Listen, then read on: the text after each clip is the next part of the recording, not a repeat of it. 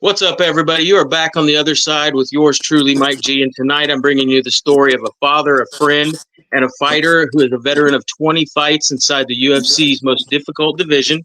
Ladies and gentlemen, UFC lightweight legend, Sam Hands of Stone Stout. How are you doing, Sam? I'm doing good, man. How you doing?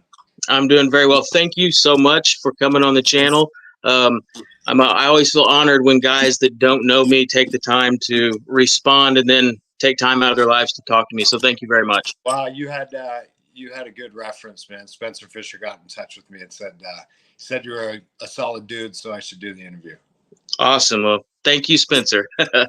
I like to start where people come from, early life, childhood, family. So much. I feel like so much of where we end up in life is determined by where we start. So I'd like to start with that. Tell me about growing up.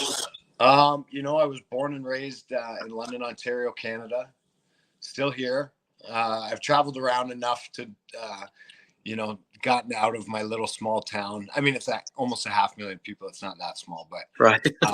I've gotten out of London enough to realize that, most places all have the same problems, no matter where you go. Mhm. And if you stay close to home or stay close to where you grew up and kind of become a part of that community and do things to help the community wherever you can, then the community usually helps you back. And Absolutely.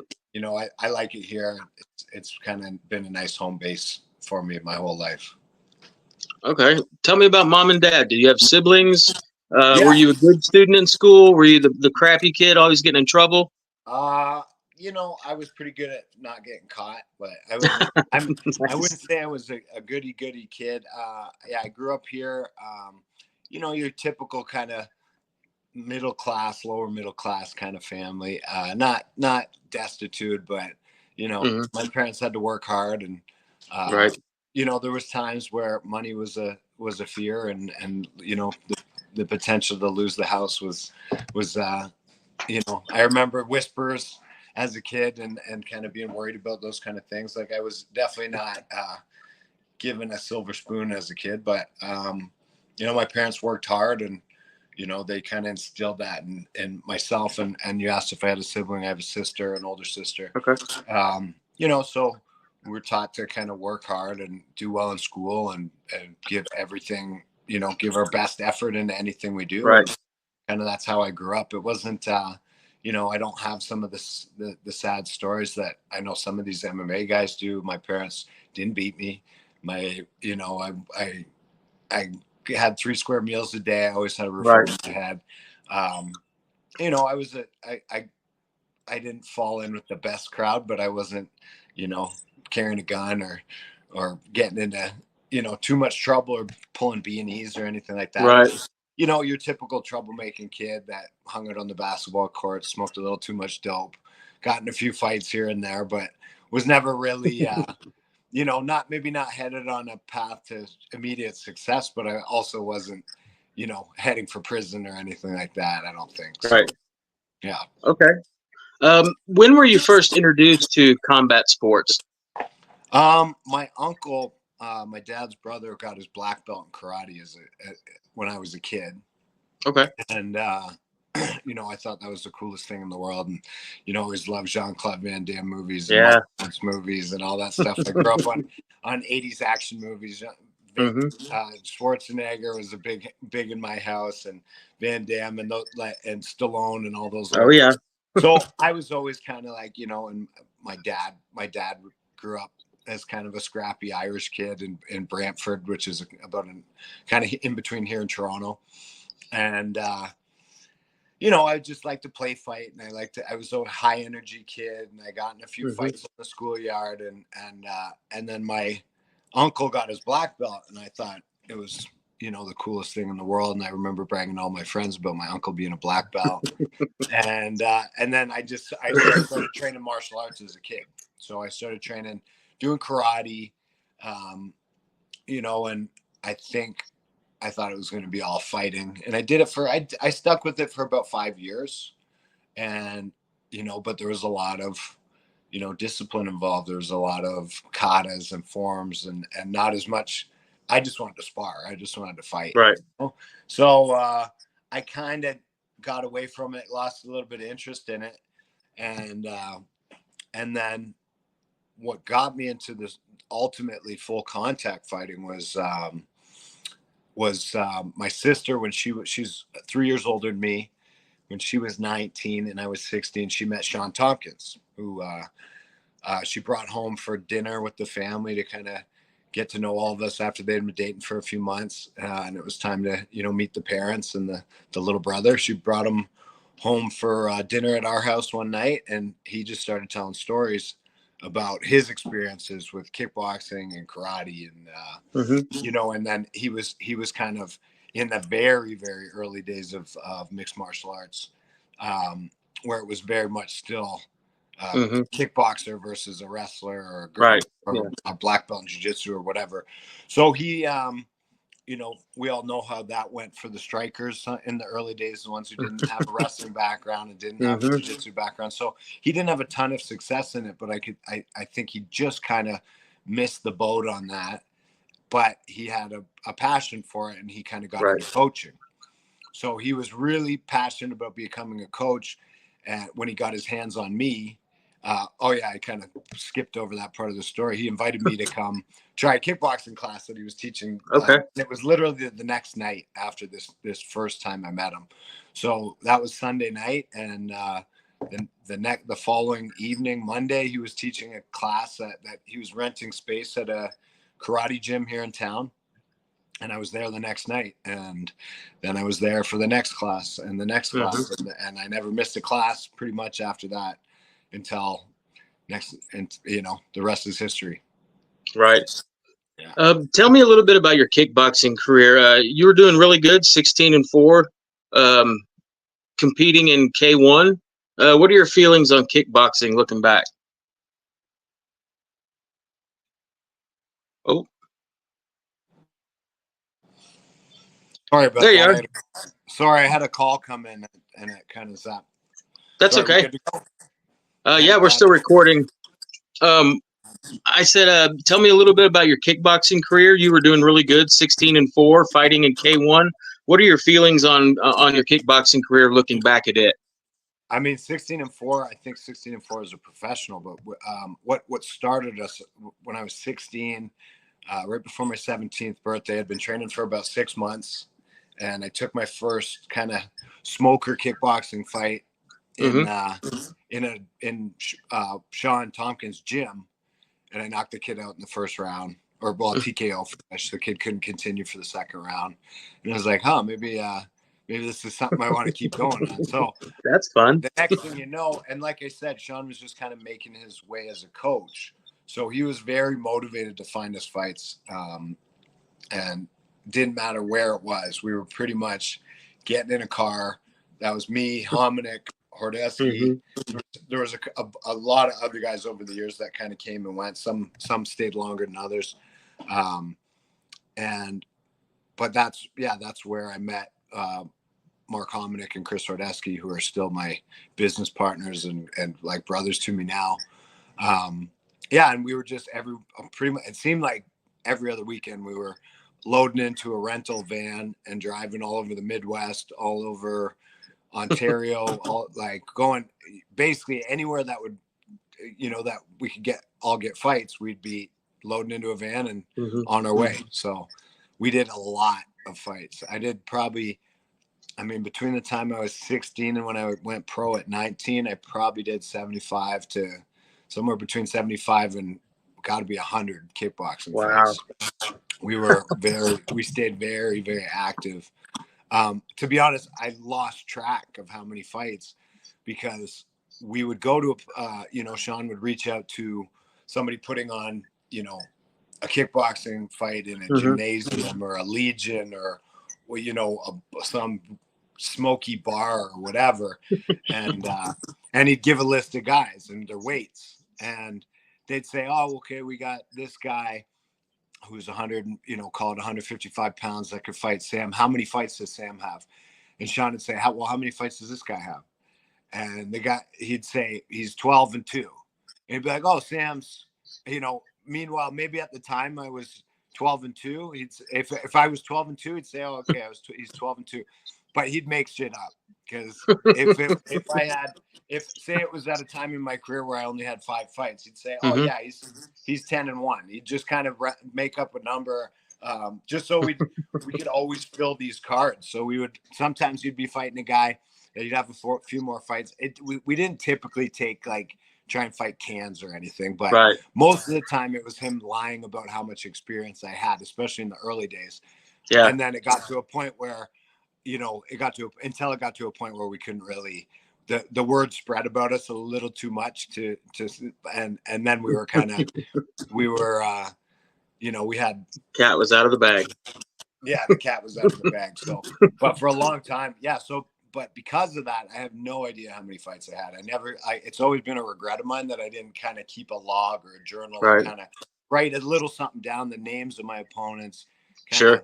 you know, because it all blurs together now. I like, you know, people say like, oh, you should write a book, because sometimes I get, you know, you get a couple drinks and the stories start coming back to you. But if I really sit down and try and remember them all, it's like, you know, things pop into my head and I'll be like, oh yeah, I remember. But you know, to kind of do it all in chronological order would be next to impossible for me. Yeah, I can't imagine trying to remember all that.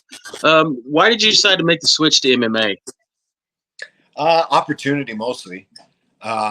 It was, you know, Hominick. Well, I mean, my first introduction to MMA was because Hominick was kind of like a big brother. He was 19 and I would have been 17 when I first kind of stepped on the wrestling mats or the mats to start doing some MMA stuff. And he used to just whoop my ass. I was basically just a punching bag for him. You know, and you know, he'd work on trying to take me down, and I didn't know what I was doing. I just was basically in there scrapping.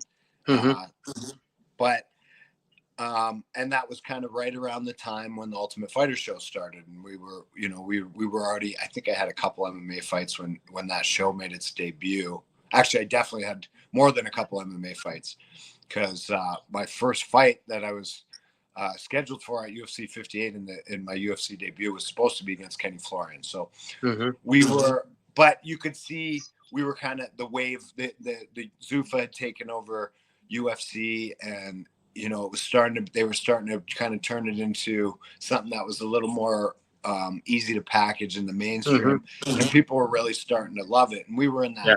You know, we always watched Pride, we always watched UFC, we always watched everything. You know, we all got together and we'd go to Sean's place and order the pay-per-views. So we were very well aware of what it was. And Mark was starting to compete in it, and I started off as his training partner. And next thing I know, Sean just told me, you got an MMA fight, and I said, all right, let's do it. And, cool.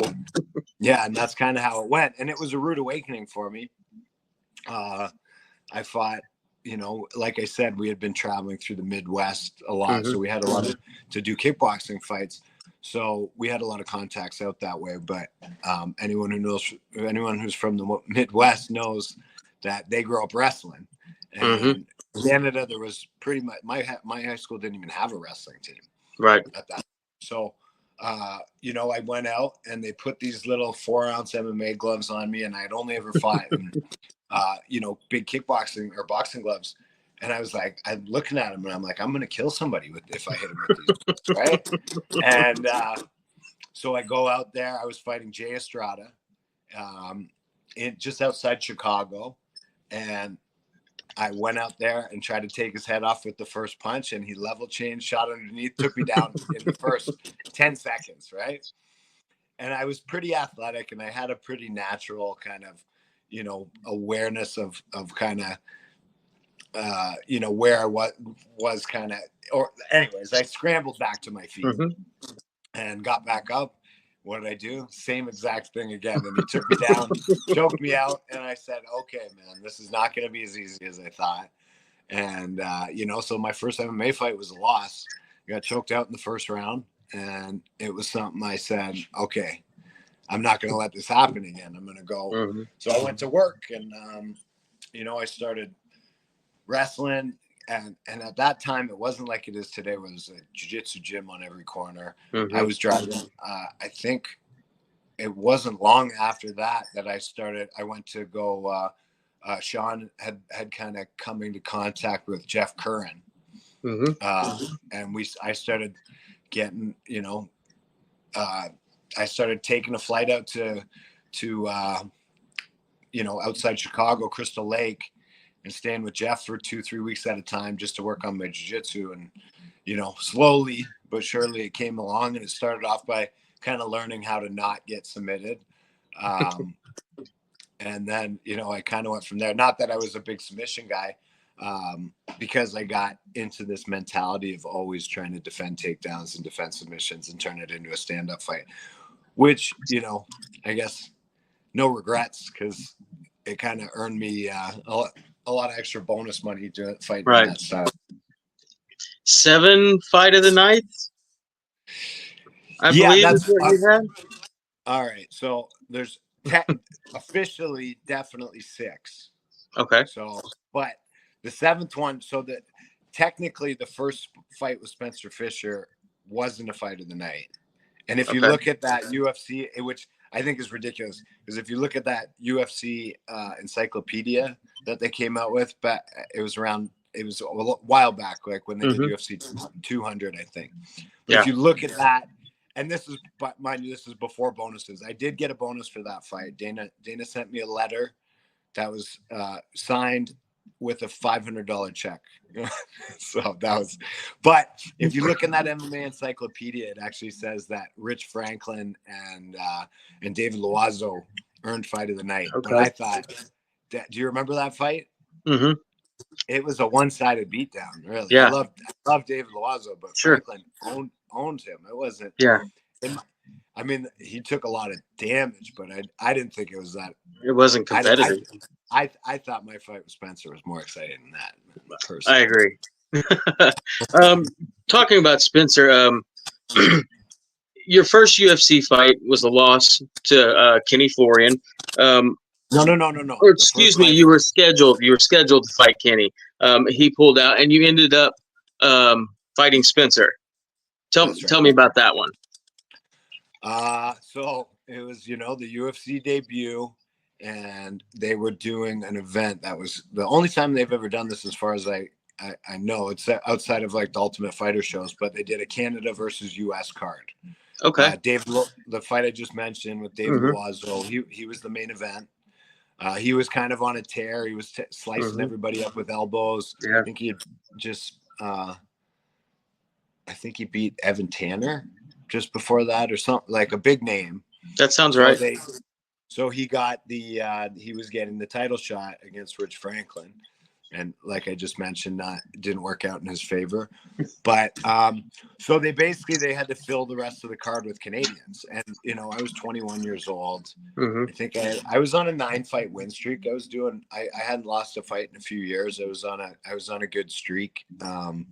Most of those wins before the UFC were by knockout. I think 7 out of 9 of those wins were by striking finishes.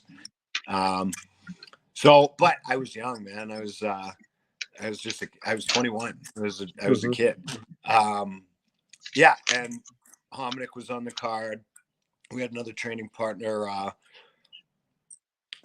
whose name was, and we had another one of our teammates who was on the card, and, all the guys from TKO, all the champions, all these guys we knew. So it was a cool vibe in the locker room. Like, all these guys, and we had been kind of competitive with each other over the years, but now we were kind of all in the same team, sharing a room with George early in his career before he was champion. He was fighting BJ Penn.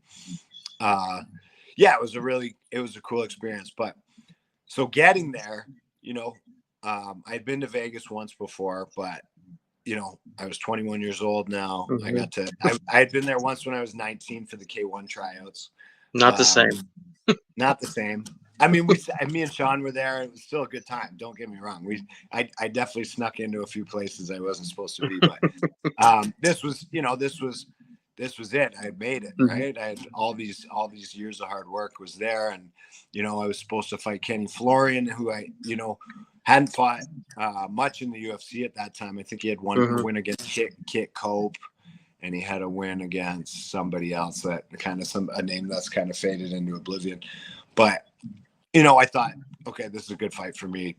The Right. guy's fresh off the show. He didn't have a ton of experience coming into the show. We had a pretty similar record. I was like, okay, this guy didn't impress me much on the show. So I had done this whole camp training for Kenny Florian, thinking I'm going to have to do the typical sprawl and brawl thing. I didn't think he'd want to stand with me. I thought he'd be looking to take me down. And then I get a call from Joe Silva. And I'm like, okay, man, first time meeting Joe Silva. This is big, right? So I come down. We went downstairs in Mandalay Bay, and Joe brought me into his office, and he goes, hey, Sam, nice to meet you. I got some good news and some bad news for you. And he's like, he goes, the bad news is Kenny Florian's injured. He threw his back out packing his suitcase. That was what he told me. He threw his back out, or his neck, or something like that. But it was like some really like fluky, random, just back spasm, neck spasm. So he's out of the fight. And I'm like, and I remember almost being in tears. Like, I remember, like, I'm like, I got all these friends and family that flew out to kind of watch me fight all the way from Canada, all the way to Vegas, and he goes, but the good news is we found a replacement for you. And I said, okay, let's, who is it? And Sean was beside me. And he goes, it's Spencer Fisher. And I was like, whoa, okay, this is a very different fight. They're both lefties, and aside from that, there wasn't too much in common. And I had just been out to the Militich camp with Jeff Curran about 6 months prior to that, and sparred with Spencer, and we had a banger in that Militich. That Militich sparring room was rough, man. No joke. And we went toe to toe, and I'm like, man, and I remember thinking, like, when I was sparring with him, like, damn, this dude is like, I'm like, this dude's good. But so I was like, hey, can I go talk to my coach? So me and Sean walked out into the hallway, and I said, well, Sean, I go, what do you think?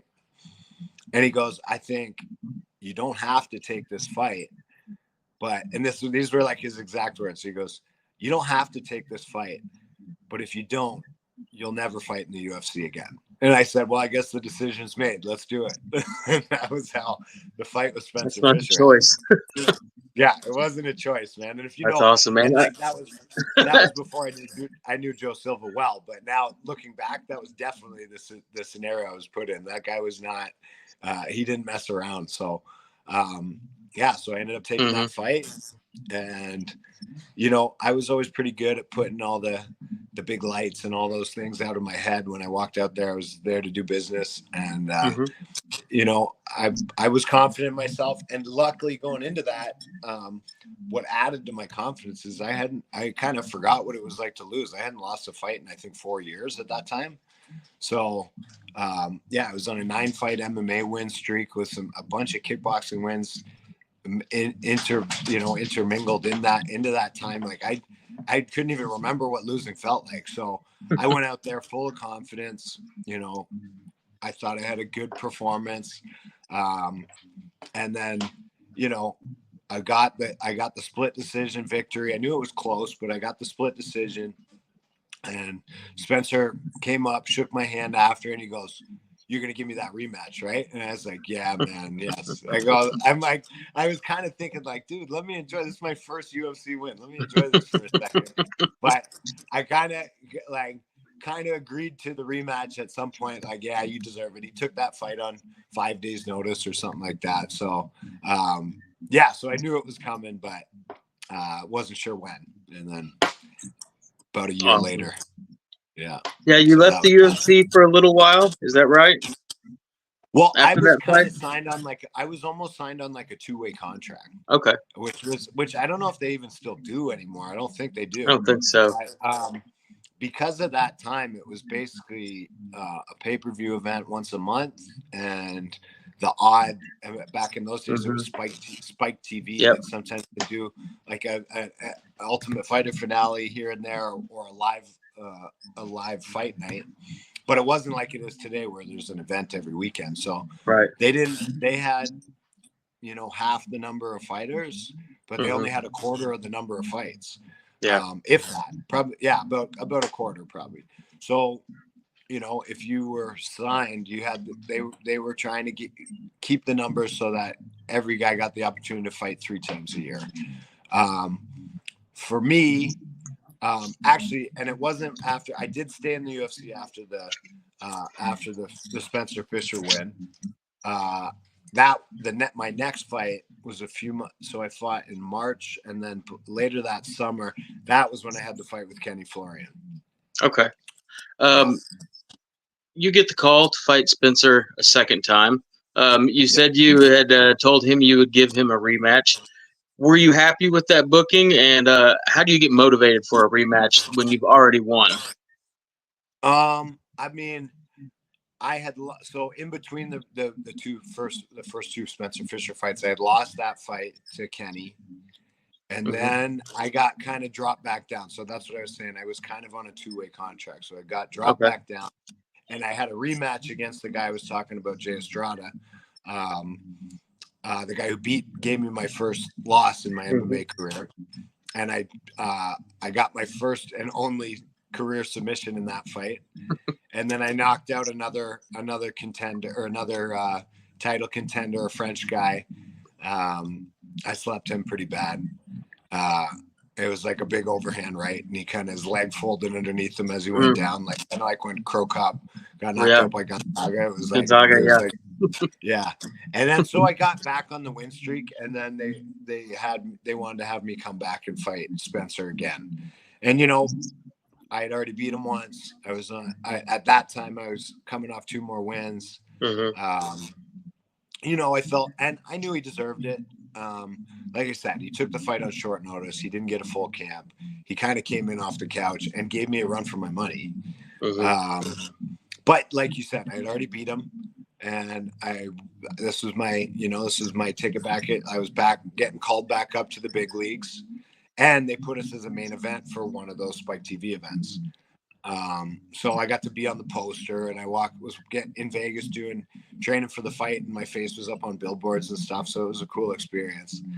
And then we flew out to Hollywood, California, and I got the star treatment from the UFC for the first and only time, really. So if you were on the main event, you got first class flights, you got the big suite in the hotel, you get to stay in that. So I remember having a hotel room that had like a winding staircase in it. I was like, I never been in a hotel room with 2 floors in it. Like, this is dope. And I had a bunch of buddies come down. We were all planning on going out in Miami after, and we were at that time. Sean had crossed paths with Kimbo Slice, so we had the connections. So we had the connections in Miami. Kimbo and Icy Mike, who was Kimbo Slice's manager. He was actually he was like a porn producer for like what was it? It was like I can't remember the Reality Kings. Okay. That was, right? Not that you've ever heard of it, right? Not that you've ever. Oh no, never. But so we had this after party. We were gonna go out and party with Kimbo Slice after, and then we went through that war, and Spencer beat me up on the second one. I got no, there's no denying it. He won that one hands down, and I missed and then I spent the whole rest of the night in the hospital. I don't know if it was an eye poke or a knuckle in the eye or whatever, but one of my pupils was bigger than the other one. So they were worried I had some kind of brain damage or kind of, oh my gosh, neurological damage from the fight. So I got cleared. It was fine. It was just like a weird eye poke type of injury. So I had to go get a CT scan done on my brain and all my facial bones because my face was so banged up. And I missed the whole after party in Miami. I've still never been back to Miami since then. So that's one that always hurt. Over the next several fights, you took on some really great fighters, guys like Rich Clementi, Matt Wyman, Terry Edom, Joe Lozon, Jeremy Stevens. And then at UFC 131, you faced Eve Edwards. Tell everyone listening who might not know who Eve Edwards is, what he was like as a fighter back then. Well, Eve Edwards was the guy for when pre Zuffa in the UFC. You know, I remember. I don't know if you remember. Everyone remembers that fight with Josh Thompson. Mm-hmm. He was the guy. He was the number one lightweight in the world. He was Mm-hmm. they referred to him as the uncrowned champion of the lightweight division. Yeah. He was the number one guy. The only thing I had going for me was my teammate had a win over him. Right, Mark Hominick fought him in our debut, and he was like a 5-1 underdog, and was able to pull out the win in that one, and a pretty decisive way. I think Eves had really underestimated him. And it was happening in Vancouver, Canada. First fight in Vancouver. You know, I was fighting and you know, I'm from the opposite side of the country, but Canada really, anywhere in Canada that we went, we really were kind of adopted as the native son of wherever it would be. Anywhere in Canada, we had the whole crowd on our back, right? So that was a lot of pressure. It was a big event. You know, it was a pretty wild experience, and I trained my ass off for that fight because I was terrified of Eve Edwards. The guy, you know, like that to me, it was like, you know, you're fighting one of your heroes. Like one of the first MMA fights I really remember watching was him and Josh Thompson. Like that's one that clearly sticks out in my head. In the early days, watching it at Sean's place, when all the boys, me and all my training partners were all watching fights there, and you know, he was just so dangerous, so dynamic. It was a really scary experience, but that's kind of what those kind of opponents are really the guys who brought out the best in me, because I was scared and I was like, I don't want to look stupid here. I don't want to get knocked out. You know, if you look at some of the level of the competition, it's all those the bigger names where I had my best fights. The guys that, you know, sometimes the guys I slept on a little bit or maybe underestimated, I didn't train quite as hard for. They weren't, you know, as big of a motivator for me to get in really good shape. And yeah, but Eves wasn't one of those guys. So when I was lined up to fight him at home in front of the hometown crowd, I didn't want to disappoint. How did that fight end up? So we went out. It was, you know, competitive start. It was like a lot of movement, a lot of kind of technical striking, which I knew Eve was gonna bring. And you know, he shot in for a takedown and was kind of showing that he's gonna make this a mixed martial arts fight. So he kind of took me down early. I was able to get back to my feet, turn it back into a striking match, and then a little more than halfway through the first round, I caught him with that looping left hook. And it was one of those things that I still to this day, 100%, well, not 100, I guess 95% got to attribute that to Sean Tompkins, because that whole camp, we worked on that. We were throwing that cross to the head, level change cross to the body, and then following it with that big looping overhand left. And if you watch that, I threw the first right hand to the face, and he kind of leaned back. And then I kind of threw the second right hand down to the body, and it wasn't enough. It didn't even land, but it was enough to bring his hands down and his chin down. And I came over the top, and that left hook I'd thrown it over and over and over that combination all the way through camp, and it just landed right on the tip of his chin, and it was just you know, lights out. Picture perfect. Picture perfect. It was. That was, I believe, knockout of the night. That was knockout of the night. That was my first. Yeah, that was my first knockout of the night bonus. My only knockout of the night bonus. That's awesome. It's one of my favorite knockouts in lightweight history. It was like, you know, anytime it's a walk off like that, you gotta. It does. Yeah. I'm really happy, and that's like, you know, it was kind of a bummer, and I was like, I started to be like, get kind of down on myself because I was, you know, I came into the UFC with the ring name Hands of Stone, and I hadn't knocked anybody out yet. And I was like, and it was really weighing on me because I had come from an organization where I had finished 7 out of 9 fights in you know, in my last 9. And I was like, then I get there and I'm like, damn, these dudes are tough. They just don't fall down when you hit them. And I was like, you know, I'm hitting guys hard, but no, they weren't falling. So I finally got that knockout, and it was like a relief. It was, you know, it was and it was like, it was nice to know it's like, okay, this is one of those ones that we're gonna see this one over and over on some of the highlight reels. So it was it was a good feeling, man. And to do it at home in Canada was amazing. Yeah. Is that one of those punches where they say you don't even feel it land? It's so clean. Yeah. It was like when when you're at bat and the ball just pops off the bat. It was like kind of like that, man. Like it really, wow. My hand wasn't sore or anything like that. Like I've had some shots where I was trying to punch through the back of somebody's head before, where I'm like, the next day I keep my hands all swollen and stuff like that. That one was just like well timed on the button. Like you said, picture perfect.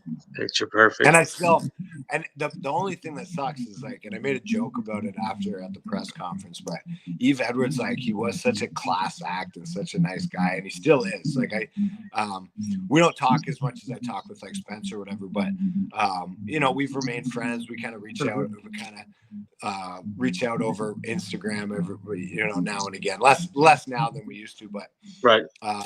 We'll send a funny video back and forth here and there or whatever, and or like videos of us eating cookies together at the weigh-ins and stuff like that. But he was just a really nice guy and a guy I respected so much. Yeah. And then it was like, I didn't want to post it on my social media because I'm like, man, I know Eve follows me, right? So I don't want to be posting videos like, I just felt like it's like adding insult to injury. So I've actually, like, if you look, I don't think like any of my social media, I've never reposted that or anything because I have so much respect for Eve. 2 months removed from one of the biggest wins of your career, something happened that no one expected. Something that once again would change the course of your life. If you don't mind, share with us August 14th, 2011.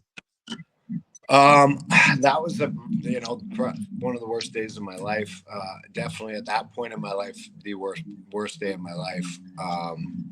I had just I was driving home from kind of northern Ontario cottage country with after my cousin's bachelor party, and we had a great night. Me and my best friend were making the long drive home, and I get this call from my I got a call from my dad, and he's like, and he didn't tell me much, and he just calls me and he goes, I need you to get home right away. Get home as quick as you can. And I'm like, he wouldn't tell me anything else over the phone. And I'm like, what? I'm like, is everyone okay? Like, what's going on? And I'm like, why isn't my mom or my sister making this call? Because they're typically the ones who would call in case of emergency. So the whole drive home, which I had to drive another 4 hours home, and I had no idea what's going on. And the whole time I'm thinking something happened to my sister, something happened to my mom. I'm running through all these scenarios, but never once in my mind did I think anything happened to Sean. Like Sean was like invincible to me in my mind, right? And then I got, the longest 4-hour drive home in my life, and I walked into the house. Both my parents were sitting there, so I kind of breathed a sigh of relief. And my sister was in Vegas at the time, but both my parents were there, and I was still thinking about my sister. And I'm like, is Emily okay? What's going on? And they just looked at me and said, Sean passed away. And I went, like, what? And I was, kind of like, I was with him 2 days ago. Like I was with him right before I left for this. I talked to him the night before. And he sent me a text the night before. And I was like, and I was just kind of dumbfounded. My jaw was on the floor, and I didn't really believe it. It didn't sink in at all. And I was like, and then my thoughts immediately went back to my sister, and I'm like, Sean was home in London at the time, because I believe we had just finished the Aldo fight. Him and Mark had just finished the Aldo fight, so we were all did that big camp together, and it was, he was still home, and it was like, I still, even when I think about it now, I'm at a loss for words, because it was just like it just kind of totally took the wind out of my sails, and I just didn't, and I was just, I was worried about my sister, and I was like, does Emily know? And my parents hadn't talked to her yet, so they were waiting for me to get home so we could all call her together. And we had to make sure we called her best friend first to make sure she was with her and she wasn't going to be alone. And it was just like a nightmare. It was just, it was the worst. Definitely at that time, it was the worst moment of my life, the worst day of my life. So, yeah. Now, how with Sean being coach and friend and brother-in-law, um, that basically affects every aspect of your life. How long was it uh, before you, I guess, kind of came around, were able to go back to daily life, and what did you do to accomplish that? I mean, it was one of those like I the I never went back to life before Sean, like before he had died. It never went like my life was never the same again. It really kind of obviously the whole, and like you said, it wasn't just losing a coach, it wasn't just losing a brother, it wasn't just losing a mentor, it wasn't just losing one of my my hero. It was all those things. So it really, like I said, it really took the wind out of my sails. I was really felt pretty defeated for a long time, and I don't and like some, you see some guys that jump from gym to gym through their careers and train with different guys. And with Sean, I had never had a fight without Sean in my corner, not once, not one, not one little kickboxing smoker, not K1 in Japan, all these fights all over North America and Japan and like in the UFC. None of them in England and all over everywhere I'd been, Sean was right by my side. And one of the things that people, anybody who kind of was around in those early days would always say is like it was like Sean was playing a video game in there. He was just calling combos, and I was just banging him off. Like it was like we were doing pad work. Wow. So all of a sudden I didn't have it's not like, and then all these people are telling me like, oh, he's always going to be there. He's always going to be there with you. And I was like, yeah, but I can't hear him. Like, he's not literally telling me how to win this fight. And, I regret it now because I always got a lot of anxiety watching fights, like especially when it was like trying to study tape. I would watch the guys fight. I would watch a few fights and kind of get a feel for what they like to do, but I didn't do as much game planning as I probably should have, because I relied on Sean for that, because it made me like I'd be sitting there watching somebody I was supposed to fight and be like, God, I feel like I'm gonna throw up. I'm like, you start, the nerves would start setting in, and I was like, I don't need this. Like, I'm trying to get some rest so I can train hard. Like, I'm just gonna let Sean worry about it. So I was always kind of like, I'll just let Sean take care of it. He knows, I trust him. He's like, I'll just do whatever he tells me to do. And then all of a sudden he's gone like that, and I had nobody. I had to figure out how to do it on my own, which was really not. You saw the downfall. Like, I mean, I don't want to pass the buck or anything like that, but sometimes I wonder where my career would have gone had it not, had he not passed away then, because I really had a really hard time getting wins after that. And I really just I didn't love the sport the same way anymore. Right. It was like something I had done since I was 16, always done with Sean, and now it's 10 years and 100 something fights later, and I'm doing it by myself. And I was already starting to you go through those moments where you feel kind of burnt out on the sport, and I was kind of getting there anyways. And then all of a sudden it's like, boom, no coach. Yeah, it was a very tough time in my life. But that was my job, right? So I had to start figuring things out. So I just kind of went back to the drawing board, and I started, did what I tried to think of what Sean would have told me to do. And, I tried to get guys to help. And it took me, I went out and trained with Mark Delagrati for a little bit. And I thought Sean was somebody he would approve of, similar kind of background. You know, they always got along well on the road, and you know, Sean didn't get along well with everybody. So I was like, I want somebody that Sean would approve of, somebody that I think I'm going to mesh with, and you know, Mark and I just weren't quite the right fit. I love Mark. He brought me into his home, let me stay with his family, do a whole camp there. I have nothing but love and respect, but we just didn't click as a coach and a pupil. And yeah, I never really found that replacement. I got a good friend, Reno Belcastro, who coaches TJ and Tony Laramie in the UFC, and Kyle Propolek, and some of the newer school guys that are kind of have been in the UFC or making a run towards the UFC, and very good guy, and had been a part of kind of our inner circle for a number of years, and it just, that was kind of I got a few wins after Sean's death, but like I said, it was never the same after that, and I just had to come to the realization that that's okay, and I've had a 10-year run in the UFC. It was kind of won almost as many as I lost, and I think I left a pretty decent legacy, and that just had to be that had to be okay, and it is, and I'm fine with that. UFC 142 against Thiago Tavares. Did you come back too soon? No, I don't think it was that. I think that was my very first fight after Sean had passed away, and I remember watching it live.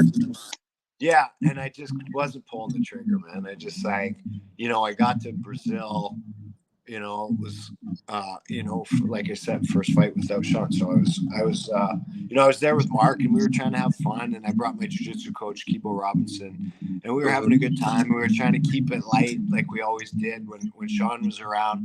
Mark was having beers, Kibo was having beers. I was wait until after the fight, and when I could chase girls again and have beers with them, and I just got in the fight, and I don't think it was early. I think I needed that fight. I needed to get back in there and realize. And I remember the first time I saw Thiago Tavares fight.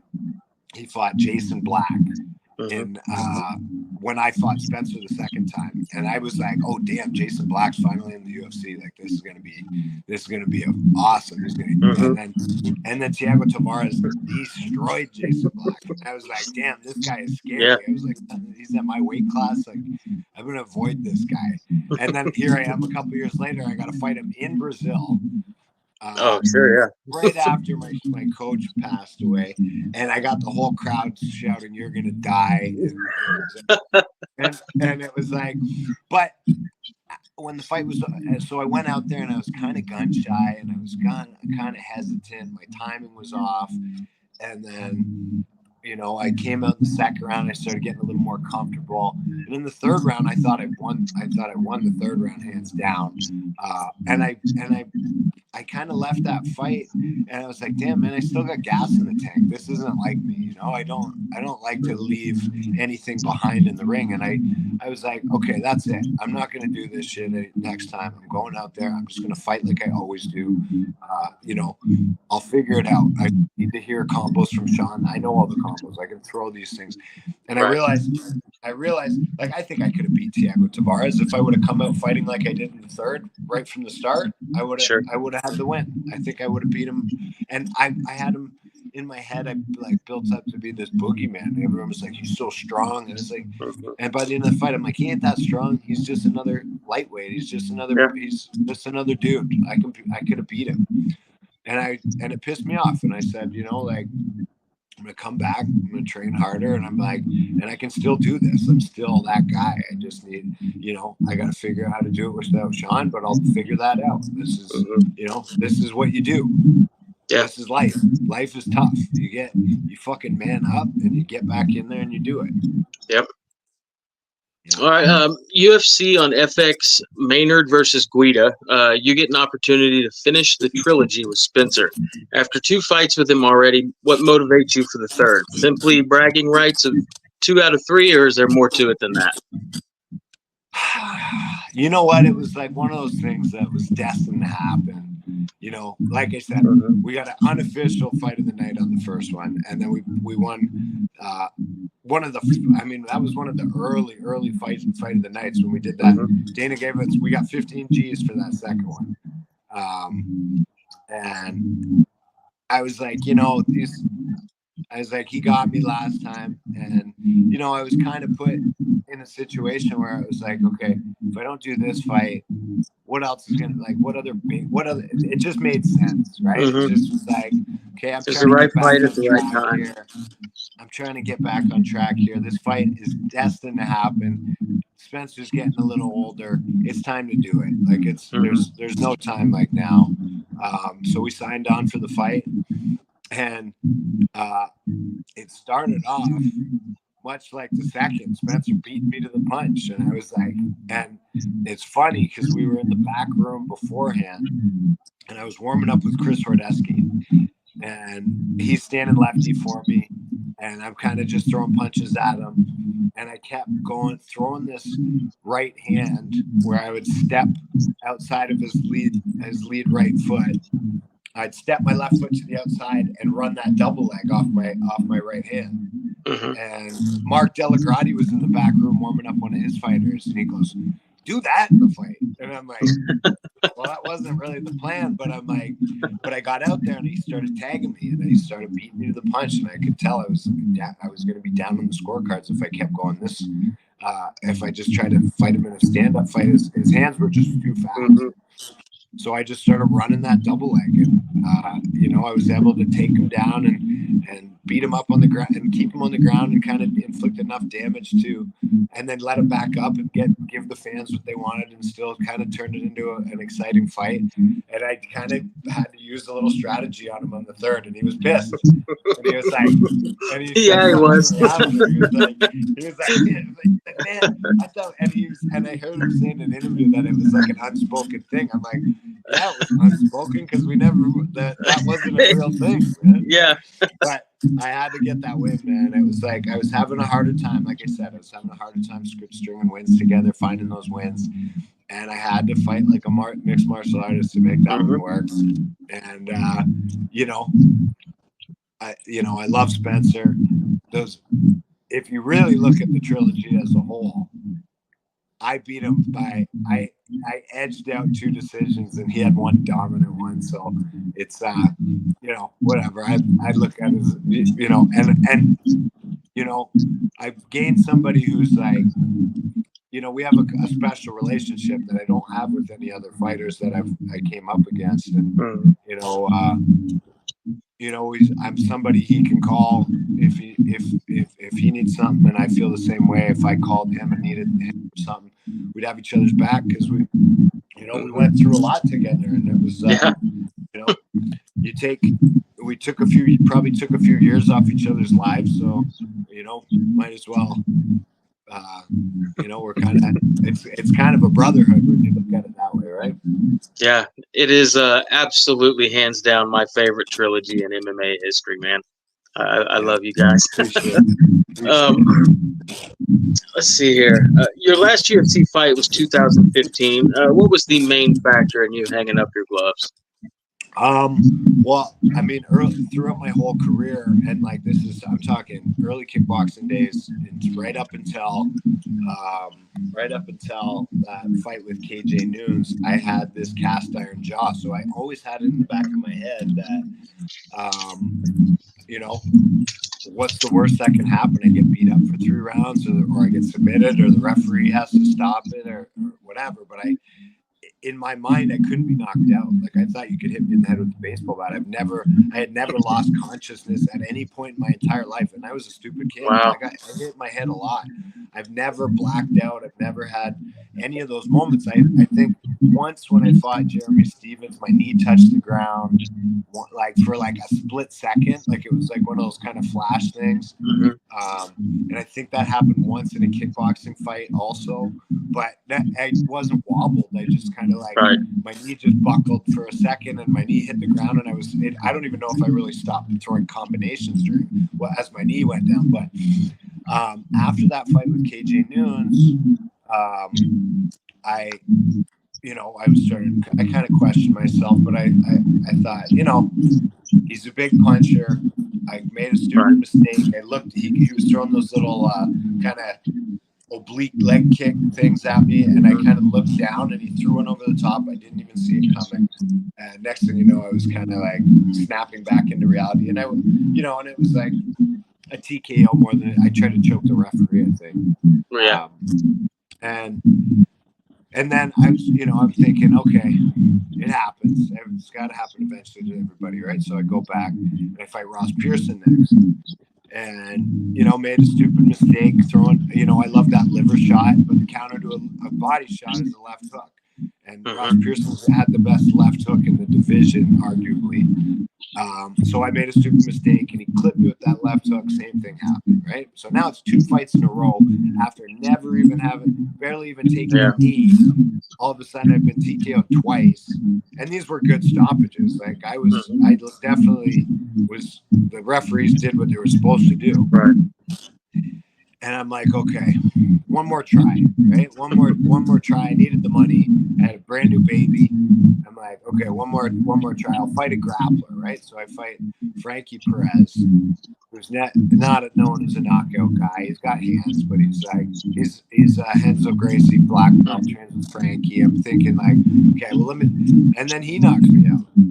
And within this time, that movie Concussion with Will Smith came out about all the CTE thing. And I'd heard of CTE, but I watched that movie and I'm like, damn, this is fucking scary. Like, I'm like, wait, you're telling me like I could have brain damage and they won't know until they cut my brain open when I'm dead and doing an autopsy? Like, that is terrifying. Yeah.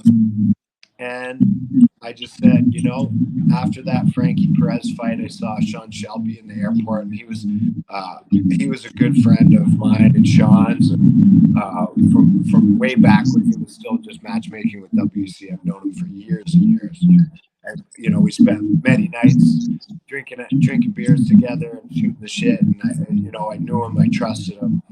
And he was matchmaking that fight. And I said, Sean, right then and there in the airport the next day when I ran into him, I said, that's it for me, man. And I announced my retirement to Sean Shelby the next day in the airport. There wasn't should I, shouldn't I? Let me talk to my coaches, talk to my family. It was done. I knew it was done. 3 knockouts after never being knocked out. With a 1-year-old little girl at home, I was like, I'm not gonna have, it's my job to clean up my daughter's drool, not her job to clean up mine. So, so I said, that's it. And I never looked back. And there was one time I kind of thought about maybe making a comeback, but that was only because I was kind of broke. So I needed the money. But I never did it, and I'm glad I didn't. And yeah, man, I'm saying that, and I also said that, CTE is scary because you never know. You don't know until I'm fully planning on, writing into a will that when I die, I'd like an autopsy done. I'd like my brain examined, and Absolutely. And I'm very conscious of brain health now. I very rarely spar.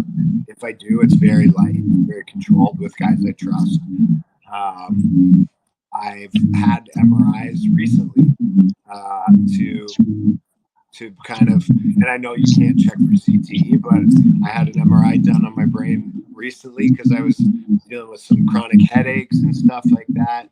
It turned out to be more of a neck issue, and the CT scan thankfully came back with no indications of any kind of head trauma that they can see on an MRI. But again, you never know, and we won't really know until they get to crack this skull open. So yeah, for me, it was, is it worth? And honestly, I was, for those last 3 fights, I was making $34,000 for a losing purse. It was like, this is fucking chicken scratch. Why am I gonna risk Yeah. Taking years off my life, decreasing the quality of my life for 35,000, not even 34,000 before taxes, before trainers, before expenses. I said, nope, this is it's time for me to hang it up. It's time for me to hang it up.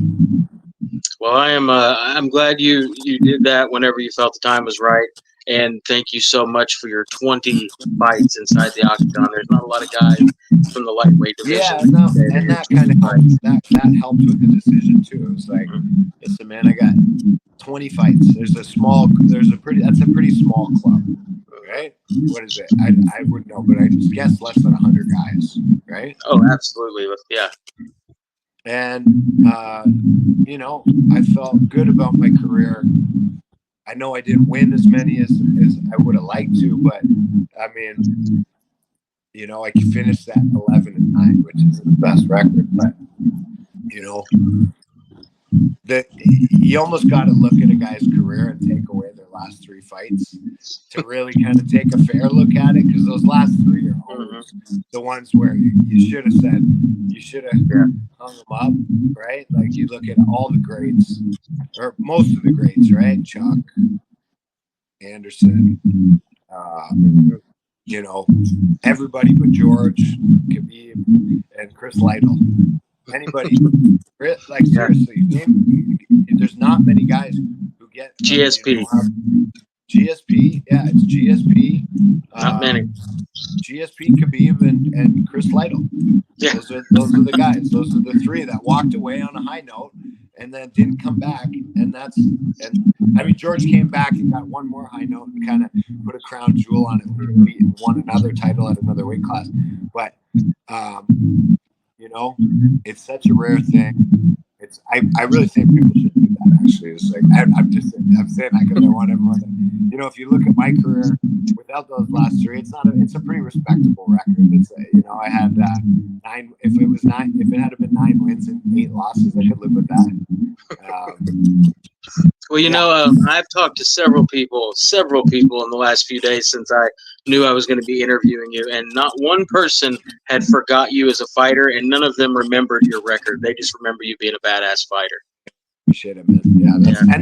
Yeah, that's a cool thing too, right? Like, I don't, sometimes you remember that they didn't go out on a high note, but you don't really remember the details. Like, I remember, when I think Chuck Liddell was my favorite fighter for a long time when I was first in the sport. And then I remember that I was sad at the end of his career when I had to be but I don't really remember the losses.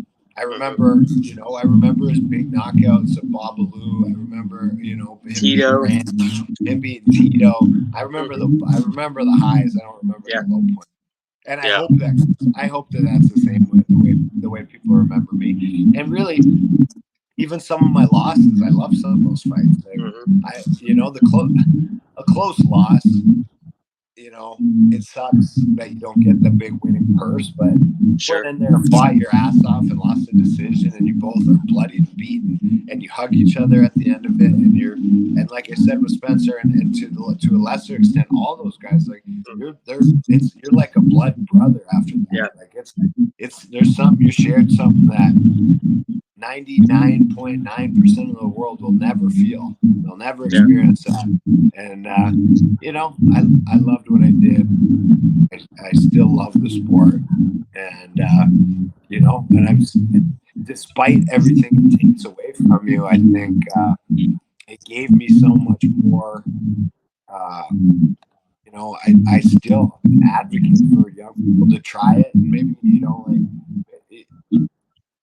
I don't think you should keep pursuing it if it's clearly not working out for you. Like we see some guys that try, but I mean, if you're like when a young guy comes into the gym and I see potential in him, I'm still gonna push him towards that, towards being the best he can be at something. And if you get to experience that in a fight sport, in a combat sport, it's a thrill and it's a feeling like no other. And like the things that come out of the sport for somebody who can find success in it, or will make every part of your life better.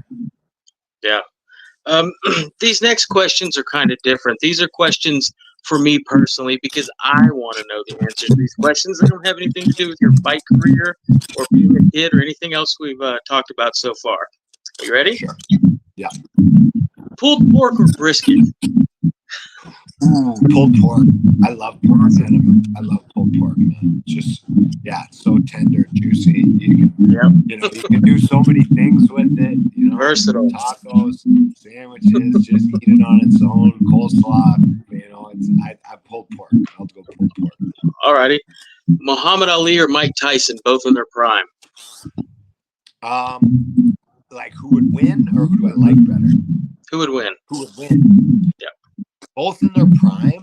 Shit. I mean, it's hard to say because Tyson was, Tyson in his prime. Part of what made him so successful is how scary he was. But I don't think Muhammad Ali would have been that as scared of him. He was just as confident as Tyson was. The movement definitely would have given him problems. He wasn't the typical guy that Tyson was beating. I don't know if he beat anybody that moved anywhere near. Like the heavyweights that he was beating in that generation were kind of big, walk you down heavyweights, and those guys. But a guy who could move like Muhammad, it's a toss-up. I'm gonna say I'm gonna give the odds. It's slight odds to Ali, but. Yeah, but that's a tough one. Not by a landslide or anything. Alrighty. Coffee or energy drinks? Coffee, 100%. Alrighty. Ice hockey or ice fishing? Ice hockey. Okay, who's your team? I hate to even admit it. I'm a Toronto Maple Leafs fan, just more for geographical reasons. Everyone I grew up with, my dad was a Leafs fan. I mean, when we weren't hardcore hockey fans, I never played hockey.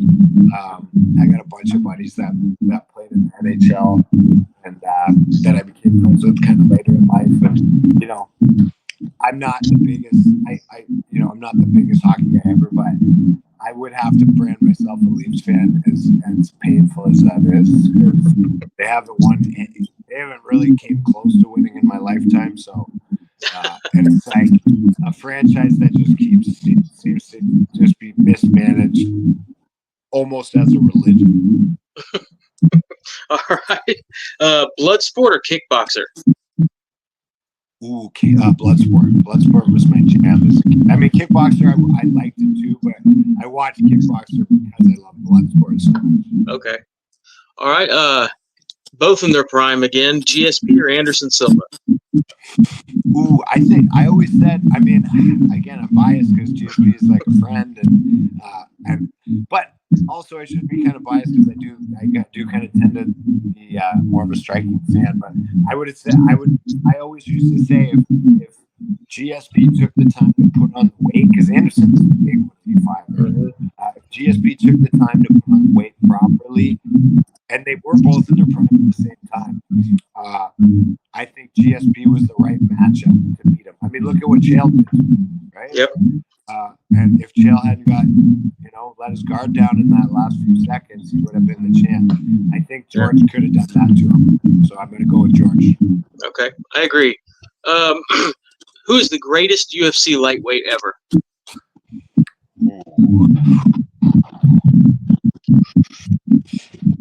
I mean, I want to say BJ Penn. Yeah, it's like, I mean, I love BJ. I'm an old school guy. BJ was like poetry in motion. That being said, it depended on what BJ showed up, right?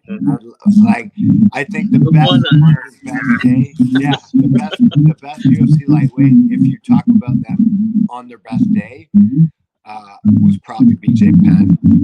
I mean, he could do it all. He looked like he was fighting in the Matrix, man. Like he just when he was on, he just would make it look so easy. It was like, to me, he's on my Mount Rushmore of MMA fighters for sure. Absolutely.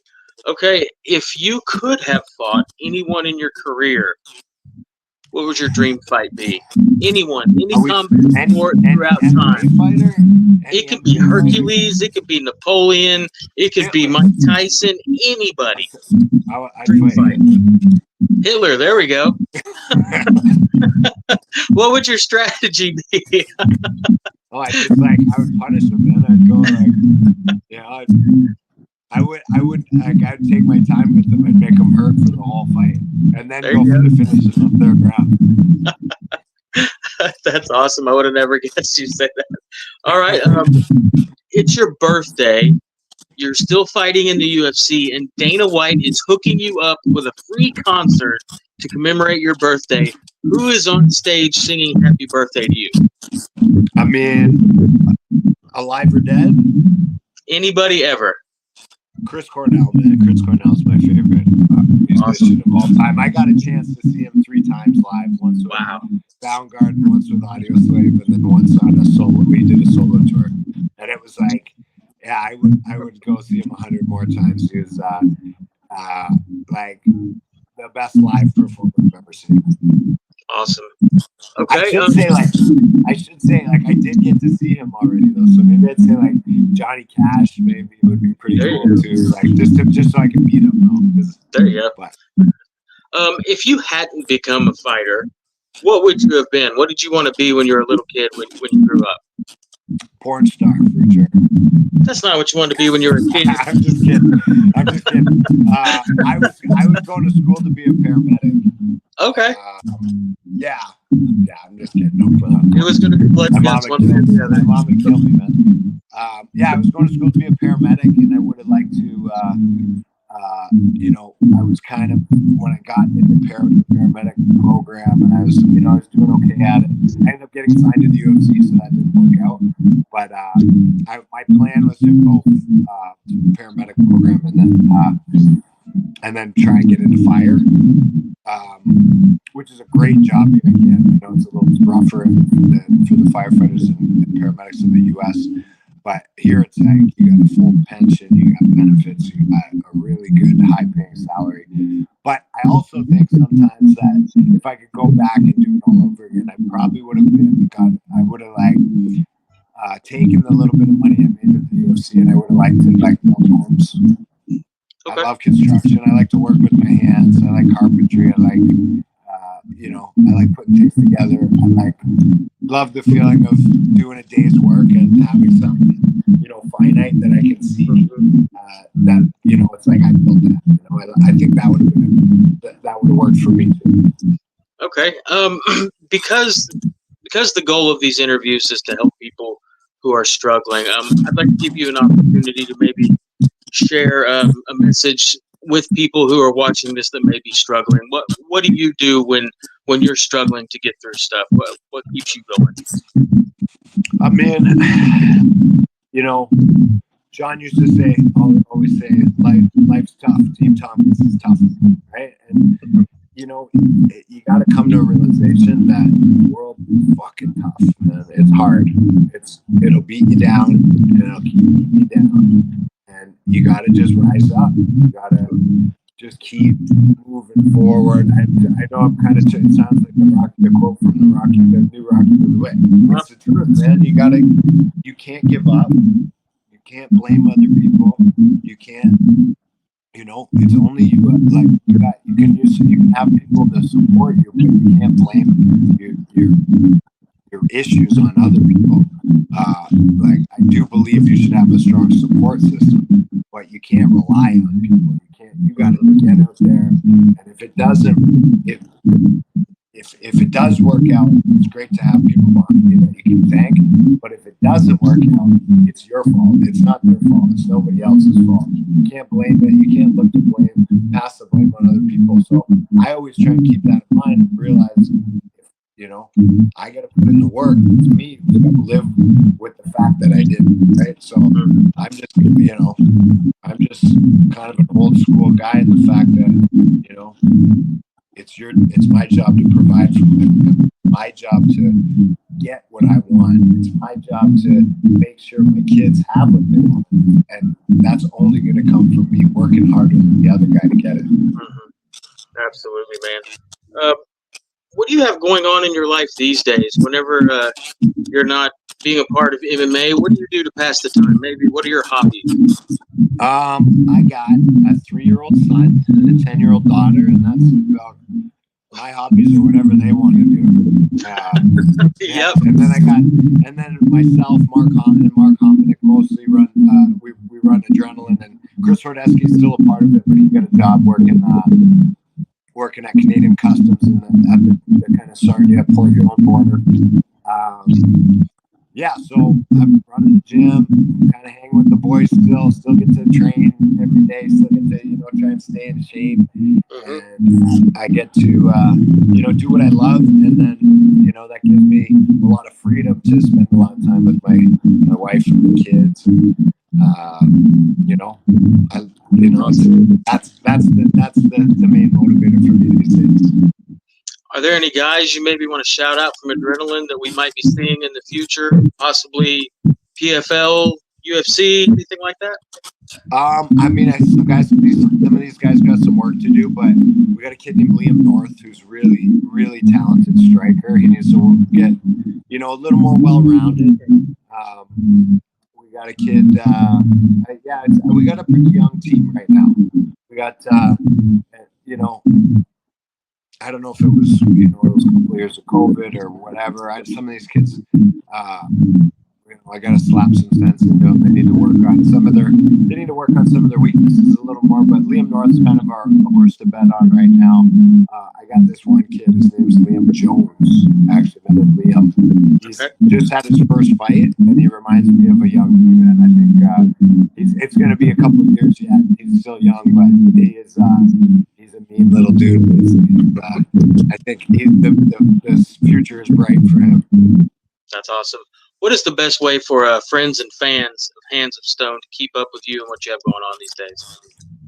I mean, to be honest, I haven't been doing that big on social media. I find it just kind of can really drain the life out of you and kind of add a lot of negativity to your life. And even if you're trying to follow things that are all positive, those algorithms slip all this shit into you. And even if it is kind of seemingly positive things, like sometimes you end up comparing I feel like social media really has you comparing all your worst days to other people's best, and I really don't think it's the healthiest thing. So I try and stay away from it. So if you want to follow me, you gotta come find me at Adrenaline, pretty much.